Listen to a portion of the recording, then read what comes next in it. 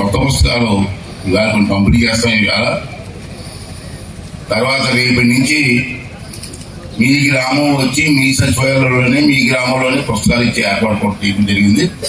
దాన్ని మీరు అందరూ కూడా దగ్గర నుంచి తీసుకొని ఈ పుస్తకాలు జాగ్రత్తగా ఉంచండి. ఉంచి ఏమన్నా ఈ పుస్తకం మీకు చిన్న చిన్న చాలా పెద్ద కార్యక్రమం ఇది. 175 నియోజకవర్గాల్లో జరుగుతున్న కార్యక్రమం. ఇవాళ మన నర్సీపట్నంలో చూస్తే ఇవాళ 16,209 పుస్తకాలు ఇస్తున్నాం ఒక్కరోజు. నేను రెడీ చేశాను అంటే ఇవాళకి. అలాగే రాష్ట్రం మొత్తం మీద 8 లక్షల పుస్తకాలు ఉంటాయి. అవన్నీ కూడా తయారు చేసాం. ఇవాళ ముహూర్తం పెట్టి వెళ్తున్నాం.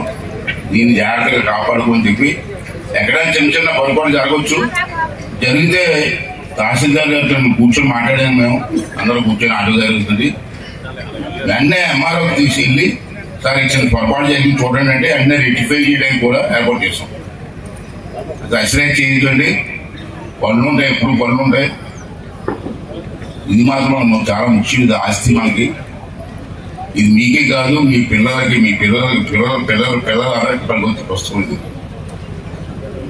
ఈ పుస్తకాన్ని జాగ్రత్తగా ఆస్తిలా కాపాడుకోమని చెప్పి ఈ సందర్భంలో మీ అందరినీ కోరుకుంటూ, మరి ఈవేళ చాలా సంతోషం.